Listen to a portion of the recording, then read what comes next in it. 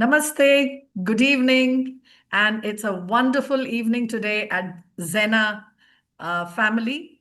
And we are going to start our podcast for the day with somebody who you'd love to meet and hear his journey.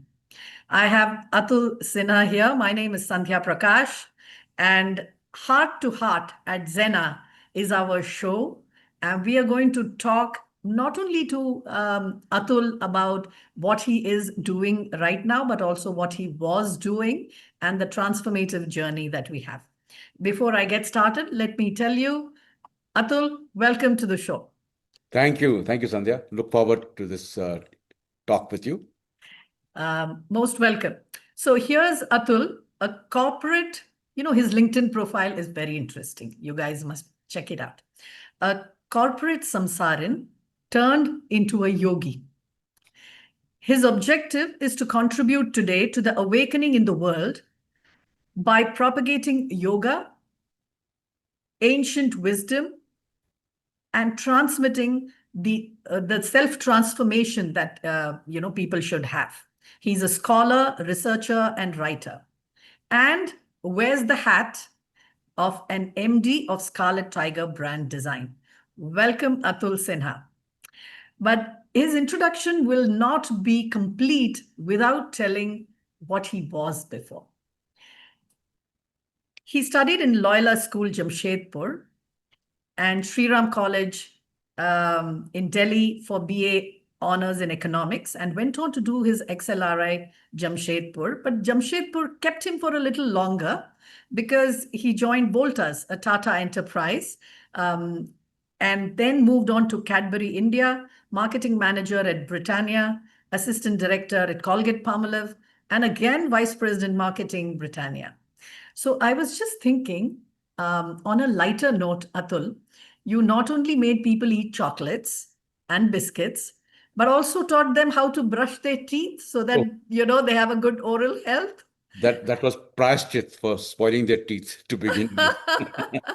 That's exactly what I said. I said, wow, that's very interesting. Welcome to the Zena Heart to Heart show. If I missed anything in the introduction, please feel free to add. Please feel free to add. Oh, it's fine. It's fine. Okay. So just one thing, the Voltas bit was in Bombay and okay. not in Jamshedpur. Not, yeah, but Tata's influenced you. Tata very much. Yeah. Tata is very close to my heart. I grew up in Jamshedpur. I saw, the beautiful thing Tatas have done. And it was great to be a Tata child. Yeah. Absolutely, absolutely. I remember I grew up in UP as well. And we had in atomic energy schools, there was a school called Jaduguda. And Jaduguda was somewhere close to that side, So you've been to Jaduguda. It was a uranium mines. That's right. That's right. So that part itself, it had, the atomic energy schools, all these colonies have a very different life and very protected upbringing. So was yours as well? Do you give a lot to that foundation that you grew up with? Absolutely. I mean, it is such a foundational, strong part of my upbringing. I always say we grew up. My parents had a set of friends. There were 6 couples, all the same age, all professionals, all engineers from the top colleges, from BITS Pilani, from of that generation, BHU, etc. And so we grew up like with 6 mothers and fathers. Wow. And they were all from different. Jamshedpur was very cosmopolitan. So one was a Kannadiga, one was a Bihari, one was from UP, from Bengal, from Maharashtra. So it was a culinary delight as kids. You go next door and you're having amti. You go on the next door, you're having idli dosa. And then you go somewhere, you're having those UP wala kanji. So, and they were all. एक बार I came home and cried to my mother. I said, "Mummy, Gupta auntie हमको मारी." So my mother says, "कि तो क्या हुआ? वो भी तो तुम्हारी माँ है." So that it just sunk in that they were all parents. All of them were parents, and very close, 6 of them. One of them, the last one, Deo uncle, he died at 95, 2 weeks ago. So that was a time when we all, all the children of those six parents got together and we really mourned his death. That we are now truly orphaned. Oh, thank you so much for sharing this. And this resonates with me at so many levels as we are aging and we see our close friends. And after about 30 years, I went back to the colony recently. हम लोग गंगा के किनारे थे. So it was the Ganges as a mother was an added attraction for us growing up. So we'll come to that part of Ganga and everything else that is flowing through your life now. But yeah, BHU, you mentioned. So your father studied at Banaras Hindu University? Yes, you did. Okay. So fantastic.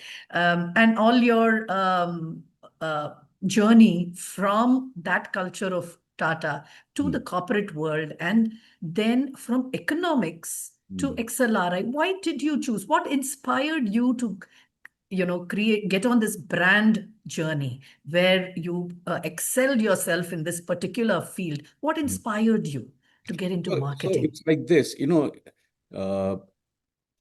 growing up in Jamshedpur, one was very, what should I say, very familiar and a lot of affinity for the so-called private sector. Like Right. when in our time, when you're growing up, there was a big public sector, private sector divide is not there so much now, but at that time it was. Yeah. And also, like, for example, my peers who say, for example, went from Patna to Delhi University or from Lucknow to Delhi University, their whole funda was, I want to get into the IAS, IFS kind of a thing.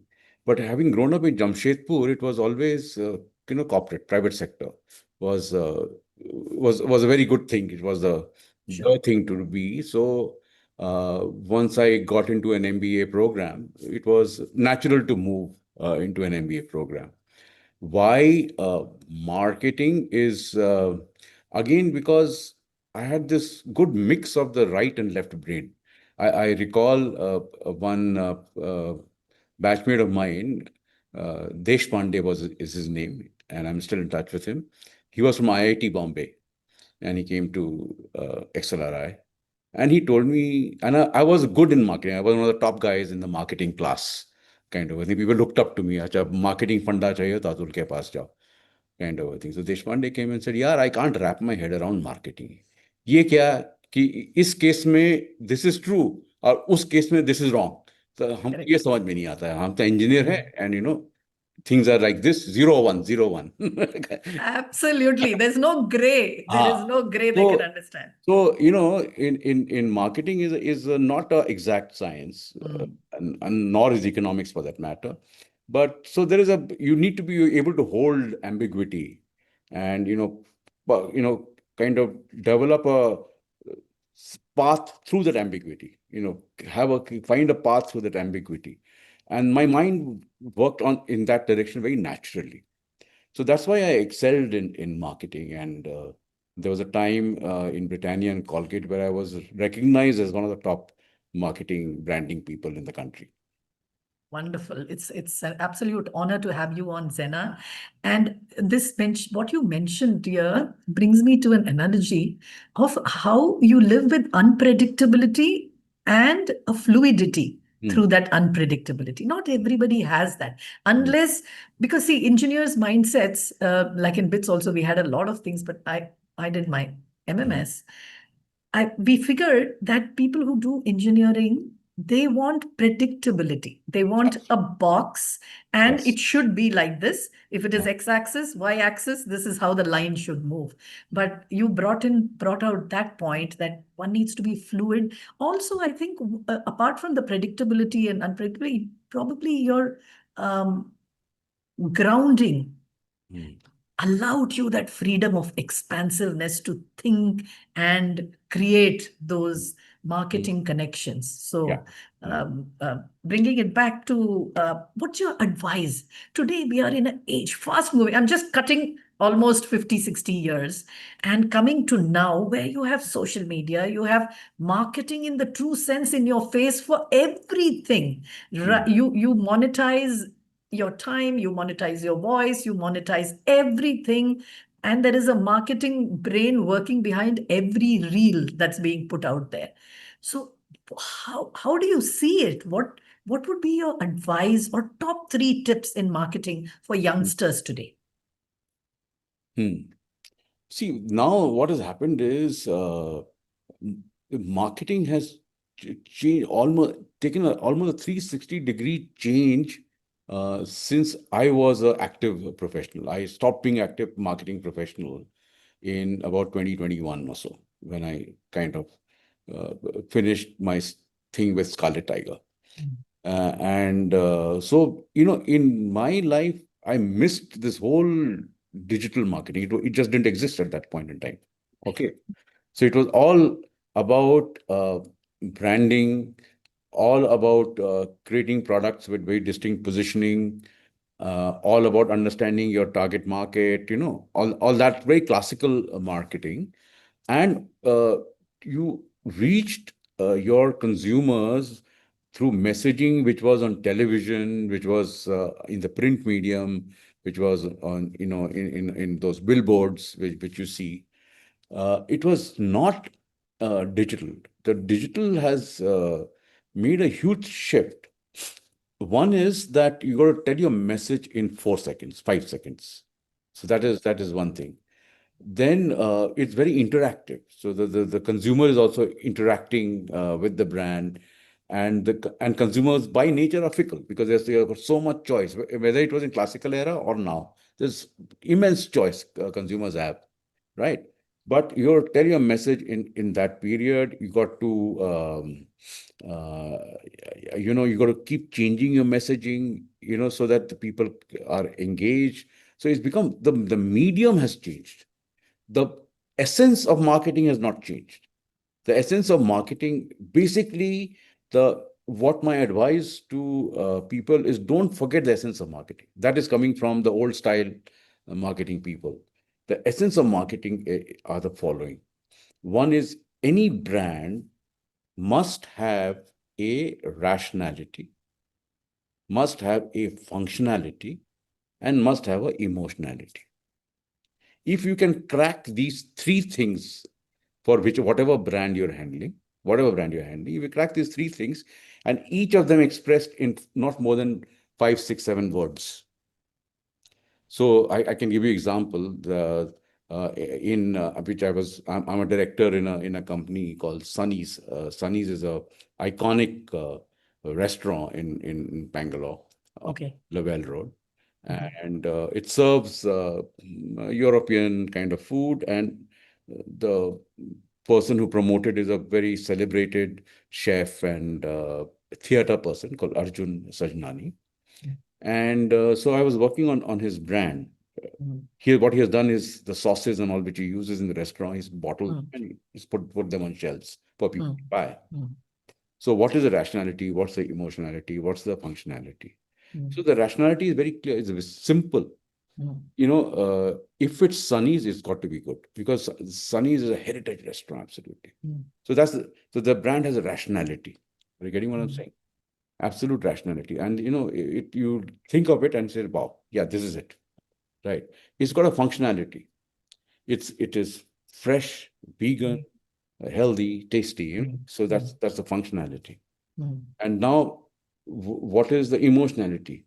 You say, wow, now I can have Sunny's quality in my kitchen, because I've given you the ingredients.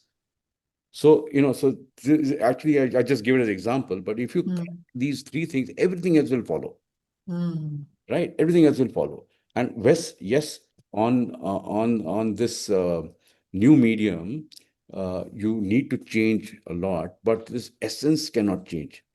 So what happens is, don't let the medium and the dynamism of the medium, the constant changing of the medium, take you away from the essence of the brand.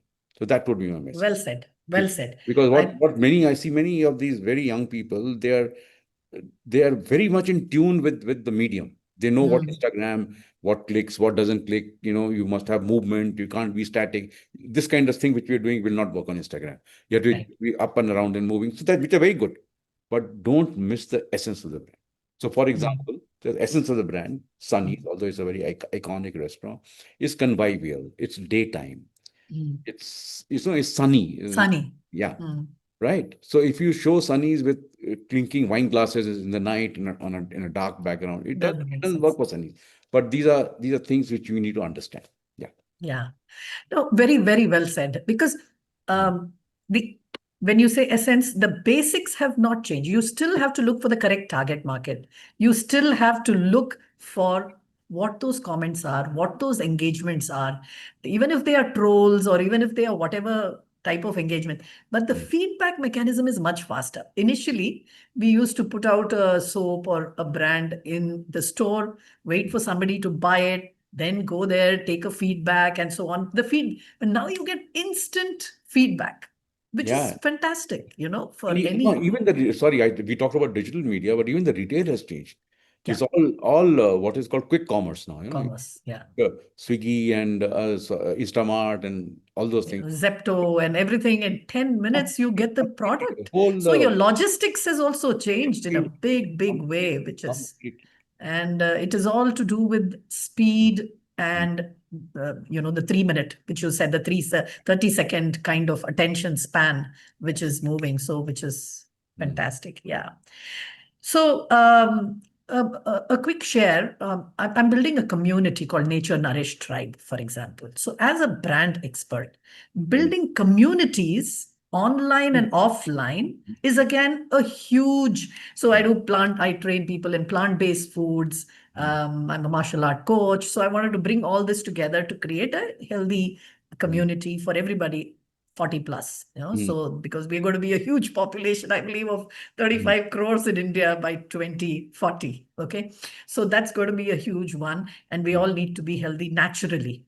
So what would my vision is 1 million people I should reach in 5 years with this message, a very strong message. So for somebody that age who's seen and who is trying to be relevant in the digital age, what would your one piece of advice be, especially in building communities today?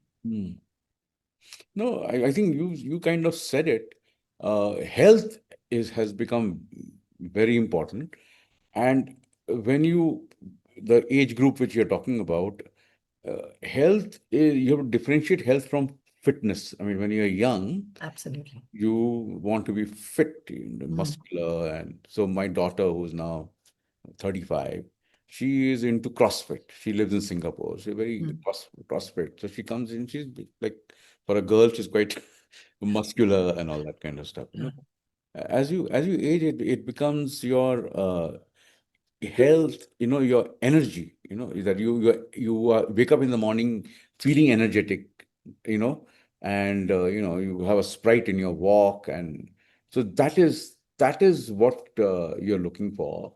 And there's a complete general awareness that you can get this from eating right, eating natural foods, more, vegetables, vegetarian things in your diet.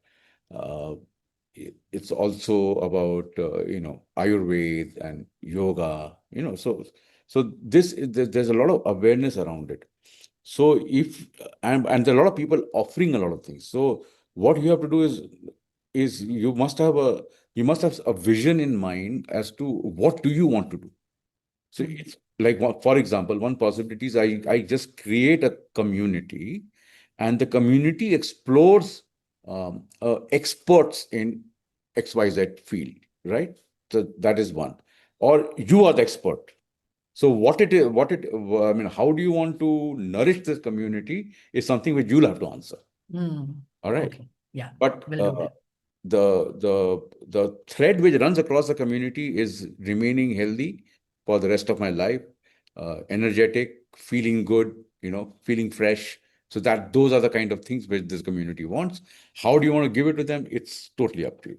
Up to. Yeah, and So it's totally up this to you. You can't now go and say, "Acha, now this is the gap in the market and all that. It's totally up to me. It's organic. It's up to you. And what is coming from your heart. Yeah. Yeah. Yeah. Thank you. Thank you for that. Mm. This brings me to a great segue to your explorations with yoga. Mm. Atul Sinha, the yogi from the Mm. samsarin in the corporate, Mm. which you beautifully have put Mm. very crystal clear on Mm. your profile, and the way Yeah. you look at it, so clear. Mm. Um, this journey into yoga, Mm. before you go there, um, I want to ask you, in your whole career, Mm. how did this transition come into being? Was it always building up from the beginning, or was it a sudden switch or a light bulb moment? Or were you working on this for a long time and then you felt this was my retirement plan? Because it almost sounds like, the first 25 years we have brahmacharya Mm. in Sanatana, and then we have the family life. Then you have vanaprastha in the end, and the complete sannyas. Sannyas. So sannyas. So did you go through that? Please enlighten Yeah. us, and all our viewers would love to know, how did you effortlessly do this? Because it sounds very effortless, as Yeah. as we spoke before. So even if I did follow some aspect of the ashramas that you talk about, it was not deliberate. I mean, I didn't think about it. Okay. But to tell you, I think one of the influences was when I was in Sri Ram College in the mid 70s. At that time, uh, I chanced upon a book by J. Krishnamurti. The book is no longer, I haven't found it. It was called The Penguin Krishnamurti Reader. It was a yellow Oh. color book with a penguin thing. I read Mhm. a lot of other Krishnamurti later on. Mhm. And later on, I also sent my daughter to Rishi Valley, which was a school he founded. Oh, interesting. Uh, Yeah. but I chanced upon that book as a teenager. And Mm. what influenced me, as a teenager, as when you're a teen, you say this is wrong with the world, this is wrong with this prime minister, and everything is wrong, and you want to correct things and all that. But reading him, what struck me, there are a few things which struck me. One thing which struck me was that he says change happens within you, and you change the world by changing yourself. So change happens one at a time. The first you change, then I change, then Rajiv changes, change happens. So that is one aspect of Krishnamurti which struck me. One. Second thing which struck me is, religion is not dogma and not blind belief and all that. It's all reason. He says, and he was a thorough, I mean, he was a razor sharp thinker. He was a thorough rationalist. I mean, that was also his undoing, in the sense that, the no other emotion, it's all in the mind kind of a thing. But he was a thorough rationalist. But and that's a thing that, religion is rational. Religion is logical. Later on, um, there was great Swamiji called Ranganath Nanda. He was the head of Mm. Ramakrishna Mission. Mm. Very learned, very erudite, enlightened Mm. person, and he said something which I came across not like that time, but now is the truth is beyond the grasp of logic, but it is not illogical. Wonderful. Very Wonderful, nice. wonderful. He said. So Wonderful. you Wonderful. the truth you have to gather, you have to, you have to know the truth with a very intuitive mind. But whatever I explain to you should not be irrational. Whatever my experience is, when I explain it to you, shouldn't be irrational. I mean, it is not illogical. There's a logic to even the intuitively grasped truth. There's a logic to it. So that is the second thing which struck me. And the third thing which struck me is that he talked about seamlessly moving within and without. So you are having a worldly experience and you suddenly get into a contemplative, meditative mood to understand what is going on. and then react to that experience from that inner this thing. So these are the things which few things I picked up from Krishnamurti. And then that kind of that kida, that bug kind of got. Oh man, that is so addictive. This is the only type of addiction I think Uh, I'll profess for but anybody. but I have to tell you that when I started living, I've been living in Bangalore for a long time, since 1992. Mm. So I have a lot of South Indian friends, and many of them say, "Oh, my grandfather, he taught me this, Shri Vidya, Mm, my mama, my this, my that." So there were a lot of things. mm, mm. So I had no such, I mean, I had no uncle, no aunt, nobody. The only thing Yeah, I had, my nani was doing all the puja part all the time, my mother doing puja part, but nobody was teaching me the teaching. philosophy or the Vedas or the Upanishads or the Gita for that matter, nothing of the sort. So, and with my English speaking Loyola school and all that kind of background, so I got attracted to all the writings from I would say California, the Zen Mm. and the art of motorcycle maintenance, the Tao of physics. Oh yeah, absolutely. This is like, You I'm listening to myself almost. This is so wonderful, Atul. So then, Go then, on, go on. so then, all this was going on, going on, going on, going on. Then there were some setbacks in my life, when I was in my mid 30s and stuff like that, which, when there are setback is a karma's way to, put you in the path of your destiny.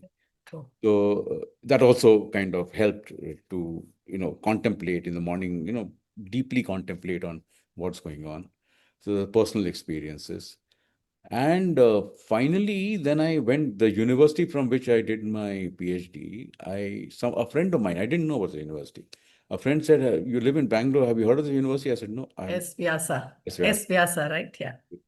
So he says he knew the director of the university. So he said, "I'm Mm. my friend, let him experience." So I went there for a week, and so they have a thing called Arogya Tham. Anybody can go and spend a week, Right. do yoga and pranayam and all that stuff. So I was doing that, and then there was a 1 hour lecture every day. One of the professors would come and talk. Somebody would talk about yoga, somebody Upanishads, this, that, and the other, that kind of stuff. And it's just struck me. I said, "Wow, Mm. whatever I am looking for, my whole spiritual quest, Mm. it's all here in my own heritage, Mm. and I didn't know about it. Yeah. And it's there in completeness. It is there in completeness, step by step. I mean, it was for me. It was like it was an alchemist moment. The Paulo Coelho's famous Oculus. Yes. alchemist, where this fellow goes all over the world and desert and here and they're looking for his pot of gold, and Yep. finally he comes back to his own hut and he digs and he finds gold over there. Mm. It was the alchemist moment from me, and then went mad. So I asked Mm. one of the professors, Tell me, how can I learn how can I learn the Vedas?" So that guy, he detected a fire in me, but also realized that I'm stupid. I mean, you can't learn that. But he didn't kind of focus on my stupidity, but he focused on the fire. And he says, "Are you a postgrad?" I said, "Yeah, I'm a postgrad." So he says, "Why don't you join the PhD program?" So I said, "What did it take?" So he said, "You have to give an entrance test and all that." So I immediately went to the office. What's the entrance test? So there was some maths and stats which I had lost touch with. So then I bought a book and brushed up all this maths and stats, gave the entrance test. It was okay to, and then that's how the Wow. PhD started. Mm. And th- since I was doing the PhD for the specific reason of knowledge, nothing else. I didn't want to take the PhD and become a professor or work somewhere. That was not my objective. It was just to gain the knowledge.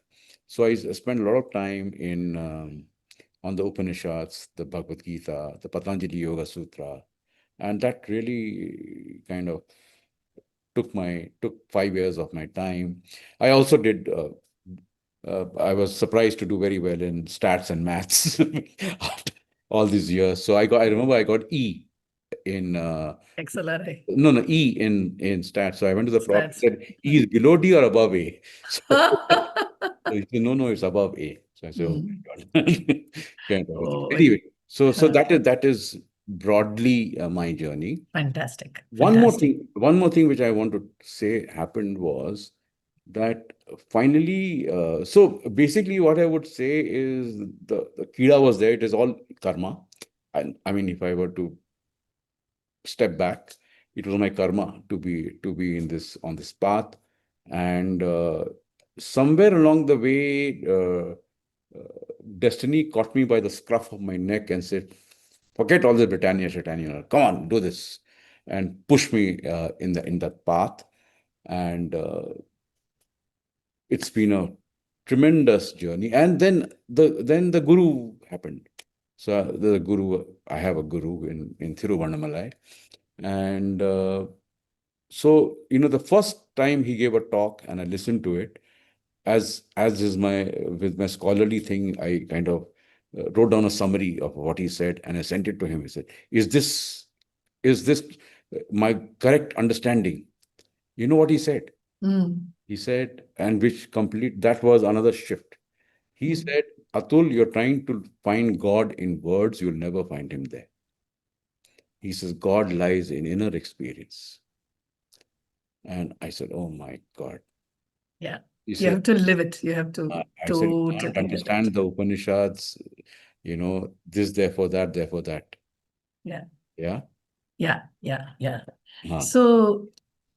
So well said. So well said. I just want to reflect back and summarize some of the things that you so Mm, beautifully shared. Atul, this was a mm, pleasure listening to you and channeling whatever you said from JK, who only worked with mind intellect, a lot of intellect there, in this Reza, razor sharp intellect. So I have a Mm, couple of cousins who went to Rishi Valley too, mm, fathers, brothers, children, mm, and I have seen them come out very, very differently and very beautifully blossom from mm, that thing. But when I think towards the end of his life, he started looking at the bhakti movement mm, also closely and oh, figuring out some things that, okay, mm, there may be something there, but it was too late for him to go deep into it. mm, And the bhakti movement, somehow, if you see, is also a path to that self-realization and goal. And it defies logic at the outset, right? So it just goes with another flow towards the same. And explaining either of them mm, only intuitively when you experience it is it possible. So recently in April, we did the Vipassana mm, program. Okay, mm. it's a very tough 10-day Yeah. sitting in one place and meditating for 10 to 14 hours a day. I had been putting it off for the longest time. I have very close friends from BITS who have done this 6, 7 times and were saying, Sandhya, you must experience that because the Buddha has given you the exact experience of how self-realization is possible to achieve by watching Mm, your sensations. Finally, we got through and went to the Dhammapada, very close here to Tumkur, on the Tumkur Road. mm, And it was an experience, mm, fantastic experience. Of course, a lot of practice is needed every mm, single day. But mm, my point there is that and this along with another experience which I want to share is in the mountains of Lebanon. mm, When we went to Khalil Gibran's Oh, place, okay? he's Eh, another Rishi. he's Another okay, and Rishi. Mm. another level of rishi only, you should He's say, a right, Rishi. right, right, right, Rishi, total rishi. Rumi, they're all Yeah. Rishi. No. So living in the Middle East for almost 30 years, I Mm, felt, that was the Mecca of the rishis from the mountains. And I don't even, till today, I'm not able to put it in words as to what we felt, why we went there, why I insisted on sitting in his house. I didn't even know anything. I was a young mm, 30-year-old something at that time.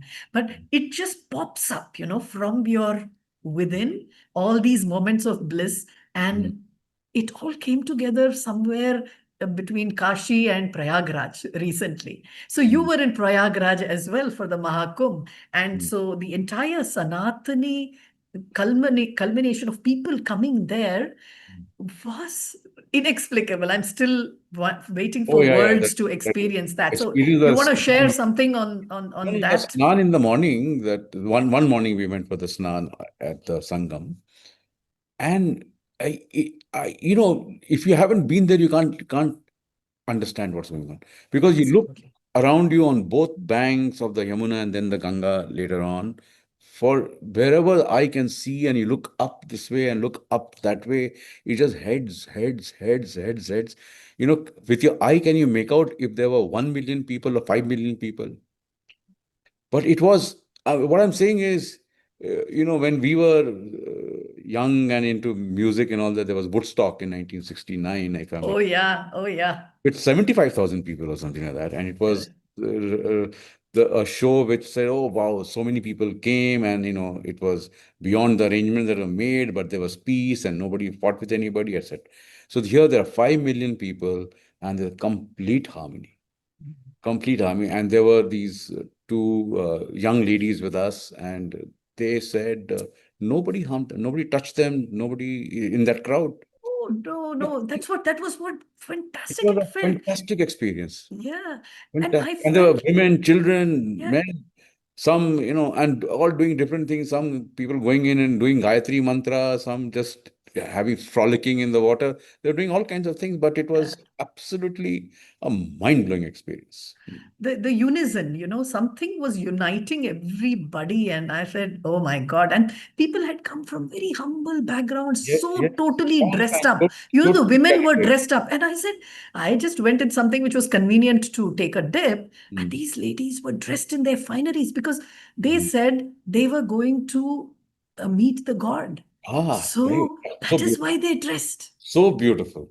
So, okay and when I asked them इतना सज धज के कैसे इतनी दूर से बस से 10 किलोमीटर चल के आ रहे हो फिर भी इतने अच्छे लग रहे हो mm, देन बोला कि अरे भगवान के मंदिर में जा रहे हैं तो ठीक से सज धज के जा so the next day I decided to take out my sari wear it, look good, and then entered the water, in the morning at 3. And then I got this opportunity to go in at about 3:34 at Brahma Muhurt. mm, And it was cold. It was mm. very cold at that time. But when I dipped into the water, it was warm. And I Yeah. don't know what made it warm suddenly. And when I came back, it Mm, was heavenly. So what do you think India mm, something has changed in the country? There is a revelation, there is an expansion, there is a going back to what was called myth or mythological mm, was actually our history mm, that is beginning to showcase with especially people coming back from all the countries back to India, plus mm, those in the corporate suddenly, just like you mentioned, having this awakening or some calling mm, sprouting from inside, waiting to blossom. mm, So, what do you see as the path ahead for yourself? And by the knowledge that you have gained, which is more a recent knowledge at mm, this stage and age of your life, where do you think you will take this? How will it benefit you, others around you, or, mm. or, or will you just leave it to destiny to reveal itself? Where are you right now in this Yeah, so path? in my own way, I'm doing things. So one of the things which I'm doing is the my PhD research was on the benefits of yoga for school children. Okay. So I am taking yoga through a NGO of which I'm the chairperson. Through that NGO, I'm taking yoga to government schools, right? So where the NGO pays for the yoga teacher and the everything, and the kids benefit, right? So now, this is what I'm doing in my very small way. It's a question just about Fantastic. three, Well, four, kudos to you. Kudos. three, four schools, because when I did that research, we, one of the findings which kind of shook me is the is it UNICEF? Yeah, UNICEF. UNICEF estimates, and everybody thinks is an underestimate. Mhm. 20% of the world's adolescents have at least one mental, psychological, cognitive problem. most scholars think that that's an underestimate, but Wow. we have to go. I'm talking to world's children. That 20% of the world's children would go into like billion kind of a thing, you know. So, and yoga, if it is performed, if it is practiced regularly from the age of 8, will 100% help children to overcome this problem or not to acquire this problem. 100%, right? To not acquire this problem. Yeah. So this is a small thing which I can do. I'm writing a book on Indian philosophy, the 12 systems of Indian philosophy. I'm in my last chapter now. So Wow. should publish it this year. And the motivation to write that book is, I mean, there are lots of books on Indian philosophy. There's a 5-volume thing by this gentleman over here. Can you see? Yeah. Yeah. Yeah, by Surendranath Dasgupta. So there are lots of books, but it is, suppose I were to, I am addressing that book to Sandhya, who is from BITS Pilani, and maybe I'm saying does not know. So I'm explaining what Samkhya is and what Vedanta is and what Advaita is and what Dvaita is and what Buddhism is and what Jainism is, without dumbing it down, but talking to you in your language and talking to you in a fluidly, intuitively, so that you understand. Because when I read Dasgupta and the others, it was very taxing to understand it, because it was very critical, pedantic, you know. So the same thing which I'm going to give it to you, and I'm going to give it to you. My target is to give it to you under 200 pages. Oh, wow. That will be so your marketing brain is at work, I think, Atul. Marketing brain, yes, but also there's one thing, na? As my guru said, Simplification. You know, you've simplified the whole knowledge. I've not simplified. That's what I'm saying. I've not dumbed it down. Okay, you've not dumbed it down. Okay. I've not dumbed it down. So I've given you in everything. What are the whole lot I've given you? But I said I must understand it in my own mind holistically before I write it. So the writing is more intuitive and fluid, than logical, and it is logical, but it's not this therefore that. It's a more flowing. Looking forward to this book getting published. And Atul. also the reason I've written this is, again, inspired by my own guru, who said, Atul, you're looking for God in words and you won't find him. Yeah. But today we are living in the age of reason. I mean, unless I appealed, Sandhya, to your mind, right, why you should do Vipassana, why you should do meditation, you will not do it. Right. You will not do it. So this, Agree. so that is the purpose of so like the Indian Sanatan, the whole lot of things like Upanishad just it appeals to your inner senses. Let me put it that way, right? So the whole darshanas of what philosophy appeals to your left brain. Right. So this is to allow your left brain to give your permission to the right brain to sit in meditation, because that's where everything will come. And what's happening in the world today? Just the other day, a friend of mine, she lost her father, and she called me and she said, "Look, I'm having a not a religious ceremony, not a ritual, but just a memorial service for my father." And my father dabbled with philosophy and Buddhism and this and that. People will be coming. Will you give a talk on philosophy? I said, sure, I'll give a talk on philosophy. So I'm saying this wouldn't have happened even a few years ago. Yeah. That for somebody's memorial, what happened? If you talks and come to get 7 talks, good things about that person, all that stuff. He said, no, give a talk. So I gave a talk on philosophy. What is Buddhism? What is Samkhya? What is Vedanta? And people were rapt attention. I had their attention. I said it simply also, but what I'm saying is there's something happening in the world today. The world is going through an evolution. Yeah. That static world, that world which was, this is the way it is. has completely got changed.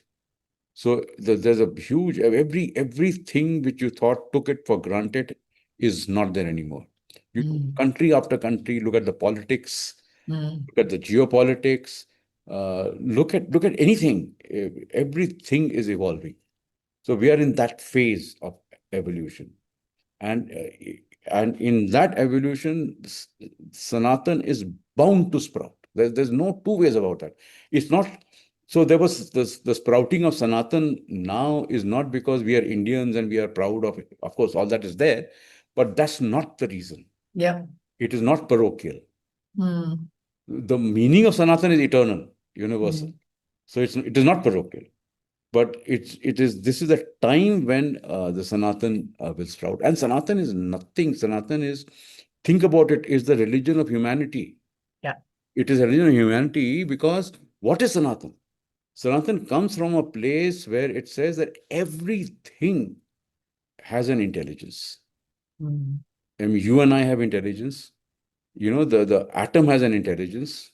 The electrons, protons have it because that's why they move in a certain manner. The planets have intelligence. The earth has intelligence. Minerals have intelligence. Plants have intelligence. Everything has intelligence. You plant a seed, and after 5 years, it will give you mango fruit. So And not one, so many yeah, of them. so many of them. One little seed, this size ki gutli. But how does a seed become a tree? Yeah. How does a tree bear fruits?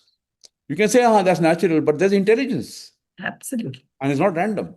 It's a blueprint. They all carry some kind of a blueprint, Yeah. which with some force So that sprouts. realizing that intelligence, that supramental intelligence within you is Sanatan. So in Sanatan, that supramental intelligence, you can call it God if you want, that is in and through you. It's not somebody sitting on a cloud somewhere and, or directing the world like a conductor or something of that sort. That thing is in and through you. And once you get in touch with that spark within you, that is Sanatan. So it is absolutely, it is a religion of humanity.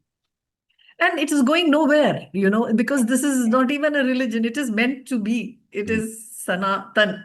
So Yeah. if you say Sanatani Hindu, Sanatani Muslim, Sanatani Christian, that is why India has survived, because all the That is very religions nice. have That come to is very nice. India and Yeah. amalgamated and adapted Sanatanism in there. That's why we are all able to live together. So, peacefully, touch wood. Let's keep the Sanatan fire burning all across. And this will be a momentous time if your book comes up and you're saying keep it within 200 words. Is it a sequel of books, Atul? It's one book. Just But one book. there are 12 recognized systems of Indian philosophy. Right. So there is a one philosophy called Charvaks. So Charvaks were the materialists. They said no God, no heaven, no nothing. This is the life. Enjoy it. And when you're dead, you're dead. So, but they were not like so they were materialists. They were hedonists, but not like crass. They were not crass. They were philosophical hedonists. So they had aesthetics, and they believed in not harming others. They believed in sharing the enjoyments with others. So it's not all bad, and they had the reason and logic why it is so, why there's nothing beyond death and all that, no heaven, and so on and so forth. So the beauty is that all the other philosophies were very much into Atman and self-realization and all, but they gave Charvaks its place. They say, you are a valid philosophy. Come, you sit with us. Which is quite amazing. Yeah. So Charvaks, and then the Buddhists, they developed 4 systems of philosophy: Vaibhashika, Sautantrika, Madhyamika, and Yogachar. So 4 systems of Buddhist philosophy comes. So that is Charvaks plus this 4 is 5. Jainism is 6. So these which I've talked about, they are not non-Vedic. That means they don't follow from the Vedas. Although whatever the Buddha taught, a lot of parallels with Upanishads, which are part of the Vedas, but he didn't acknowledge the Vedas. And then there are these 6 Vedic philosophies, which are your Vaisheshika. Vaisheshika were the realists. They say whatever you see is real, and then they defined this is real, this is, and they defined many different types of reality. They're not single reality, and they didn't feel the need to combine all this reality into one. They said, "Well, this is what I see, and this is real." And they were the atomists. They were the first ones who came up with the idea of Parmanu and all that kind of a thing. Don't confuse it with Dalton's atom. That different things. But they were the first the conceptual atom. They are the ones who came up with Rishi Kannan. And then that was built upon by Nyaya. So Nyaya, Vaisheshika are taken together. But Nyaya were the logicians. They came up with what are the valid Brahmans, what are the valid means of knowledge. When you debate, what are the rules of debate, so on and so forth. So they built this structure, a kind of a structure. Very, very, very important structure. But they were also, Atma realization Shastra. They were also into moksha, and they said, if you understand the elements, you have elements within you. You have water, air, fire, whatever, all the stuff within you. If you understand the reality of that, then you can move higher, and then you can move to some Paramatman, and then the Paramatman can descend into your elements and tune it so that you become moksha. So there is a moksha shastra there also. So that was that. Those are two Vedic philosophies, and the third Vedic philosophy, Samkhya. Samkhya is the one which said there is Purusha, which is intelligence, the Prakriti, which is nature, and then lots of other stuff in that. And yoga takes off from Samkhya. Samkhya said, ki, like, listen, if you understand this Purusha Prakriti business, you are moksha. So yoga said, अरे कुछ नहीं होता, तो पहले तुमको purify करना पड़ेगा अपने आप को. How to purify? By doing yoga.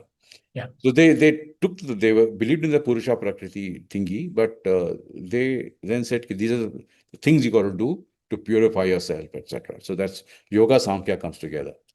And then you have Mimamsa. The Mimamsa is Rishi Jaimini, who basically said ki the words in the Vedas, all those rituals in the Vedas, itself is God.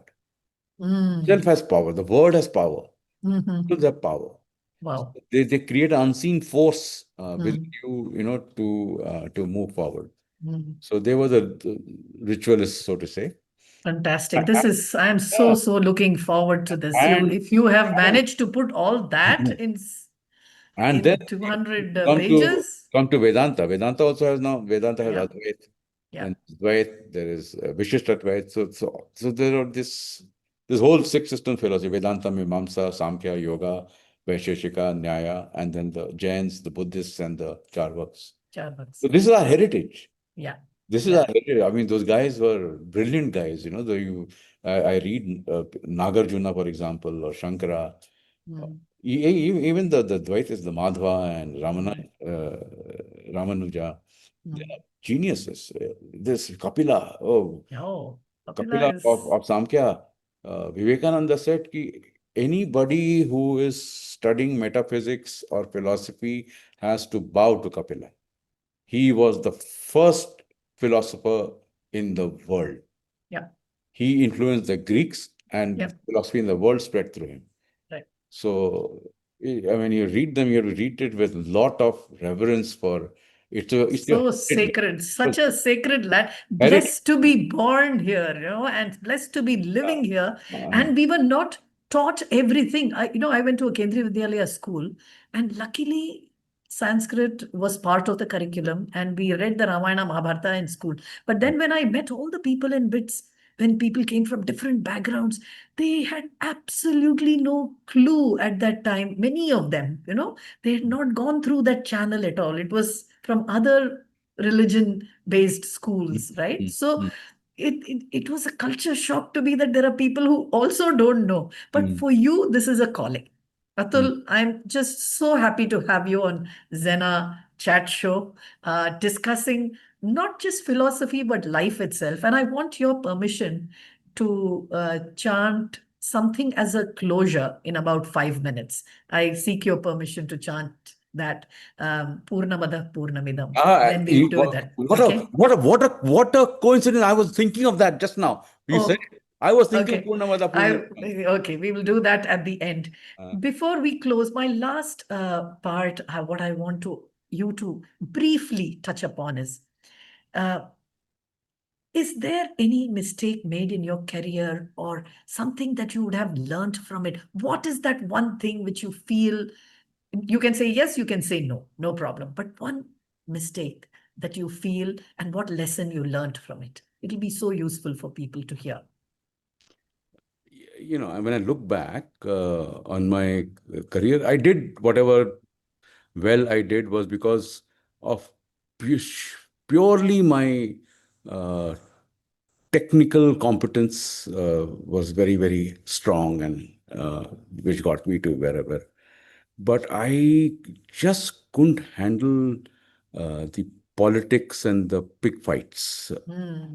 And when I look back, I can handle it much better now. But when I look back, if I was able to endure that, Yeah, and take it in my stride, take it as part of my karma, and not resist it, and not be too sensitive to it, right, I could have done better. But right. but Oh, thank you. so therefore it is part of it. Part of life, part of learning, part Of of growing, I would say part of more it. But I growing up. resisted it. I said, no, I don't want it. I mean, you Mhm. cannot not want it. It's there. So Right, right, recognize it. right. So that is something which I. Related to this is one other thing, maybe now that in your expanded frame, uh, how do you handle criticism and negative feedback? Mm. Because today, there's so much happening out there, and there's bombardment of information for individuals with everything, and the mental illnesses, coming up from all over, trigger. So people are getting triggered by small, small things, they get touchy, feely. Yeah. So how do you handle criticism and negative feedback? And that'll So, be our yeah. closing. Yeah. No. So it's there's no simple answer to this. Mm, It's very experiential. mm, Criticism will grab you mm, somewhere or the other. There's no simple answer. I can't. There's no formula uh, for this. But i- one thing is try to stop seeking approval of others. Try. It's not easy. mm. It's not easy. We all live in the world and we seek. But try to stop. It's not important, Sandhya, that I think you are very good or not good or you have these flaws. It doesn't matter. Yeah. It doesn't matter. So once that need to be approved by others is lessened or it dissipates, then criticism, it'll just like everything else, it'll just And then it'll go, go. come and go. So be very centered, and your center is within you. Mm, Every morning I meditate, and then meditation stays with me for the full day. fully. Yeah. I close my eyes and meditate. I meditate for 1 hour, sometimes 1.5 hours, sometimes 30 minutes, whatever. Yeah. Right. The meditation happens, but then that meditation stays with me. So if somebody criticizes, so be it. I can very easily walk away from that. Yeah. And then there is this thing, no, in Patanjali Yoga Sutra, it is there, if I'm not mistaken, is how to behave Mm, with the external world. So it says that uh, people who are evil, ignore them. mm, People who are suffering, mm, be compassionate to them, mm, mm, right? People who are happy, mm, right? Share their happiness. mm, And people who are mm, superior to you, respect them, mm. you know. Wonderful. So Wonderful. there you are. And this is in Patanjali Yoga Sutra. So it's there. If you it's so it is really a personal journey, but you have to realize that it's not worth taking that stress. Mm, mm. And once you realize it's not worth taking the stress, then it will just come and go. Fabulous. Fabulous. I am so blessed to have this conversation with Thank you. you. Thank you. Thank you so much. And we'll end with uh, Purnamada. something which is complete, which is driving us to completion. So, with your permission. Yes, please. Om Purnamada Purnamidam Purnat Purnamudachyate Purnasya Purnamadaya Purnamevavashishyate. Om Shanti Shanti Shanti. You must explain the meaning for your audience. Please You go do. ahead. No. It's your show. Please. So, this, there is this whole thing about this and that, that and this. So this is this and that is the whole world. So he says, that is complete, that is Purna. That is whole, Purna, Purnam. This is complete, right? If you take out complete from complete, what is left is complete. This is Euclidean. Complete. If you take out, you're into bits. So if you take out wholeness from wholeness, what is left is wholeness. This is the meaning of this. Yeah. So we are all so full. We are all And I'm so full. all complete. There you are. Criticism. You're all full, complete. What is criticism? Correct. Yeah. Thank you. Thank you so much, Atulji. Thank you very much. Thank you. Thank you.